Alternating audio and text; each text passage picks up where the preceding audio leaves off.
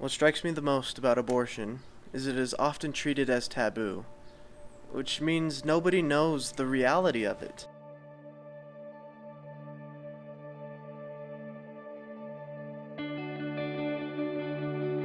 May we hold these truths to be self-evident, that all men are created equal, that they are endowed by their Creator with certain unalienable rights, that among these are life, liberty, and the pursuit of happiness. Remember the worth of souls is great in the sight of God, and bring, save it be one soul unto me. How great shall be your joy with him in the kingdom of my Father. And he denieth none that come unto him, black and white, bond and free, male and female.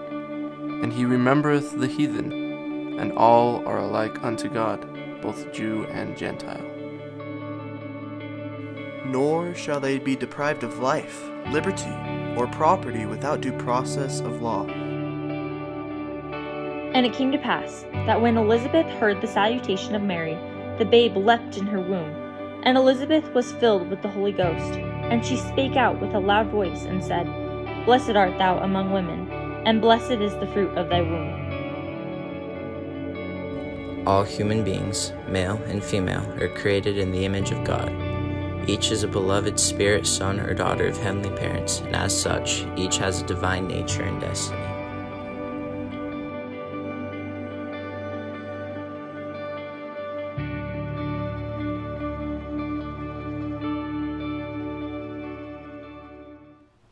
If you haven't watched my video on the constitutional defense of the unborn, I'd invite you to do so. The premises I make in that video apply to everything we're going to talk about here. I will put the link in the description below, and it'll also be right up here. Life and health are two very different variables, and in most cases they are not equivalent. It's kind of like the definition of squares and rectangles, where all squares are rectangles, but not all rectangles can be squares. What I'm trying to say is, in matters of your personal health, you are not likely going to die. Health is very important. However, there is no right to health. You are not entitled to good health. Why? Because you are responsible for your own health, and the government shouldn't be taking care of you to the point where you're dependent on them. Anyway, there's millions of other factors that could play into the topic of healthcare, but in the simplest form, nowhere in the Constitution does it give anyone the right to health.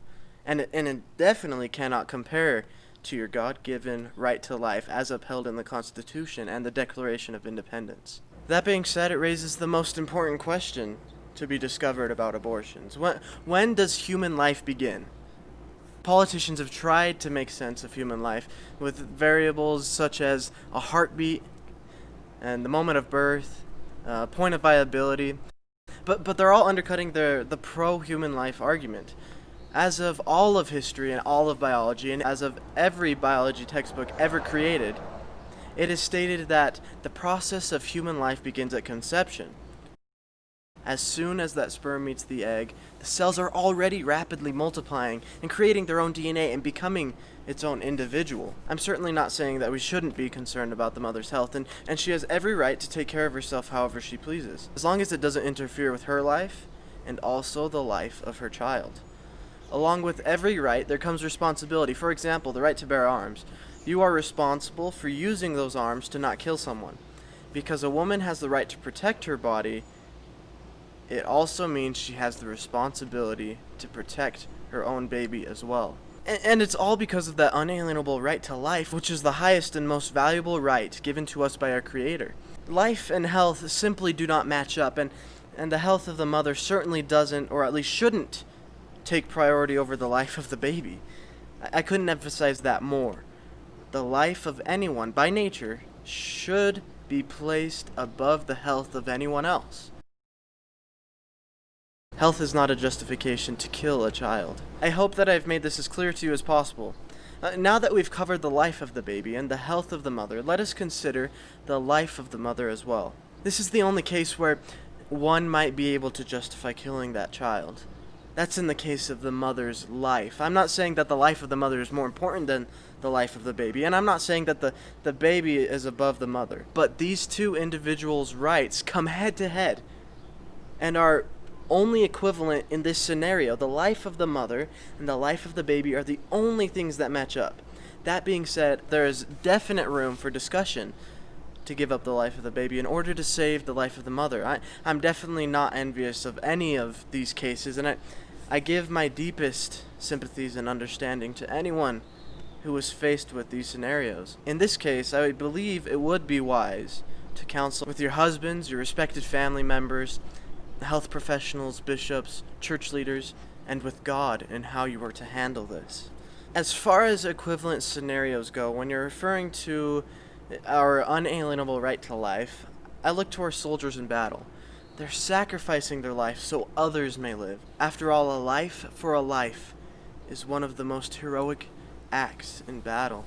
And either the baby or the mother could very well be that soldier. The war between life and choice has resulted in the killing of millions of innocent children who could not speak up for themselves. It is a silent killer and the deadliest battle the world has ever seen.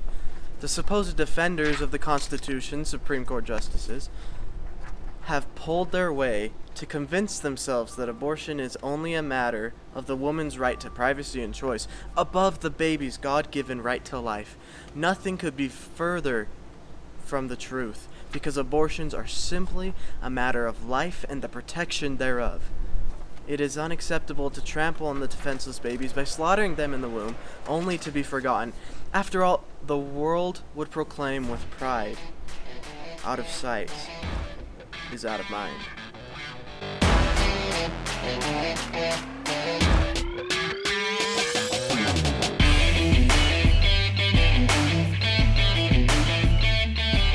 Verily I say unto you all, arise and shine forth, that thy light may be a standard for the nations.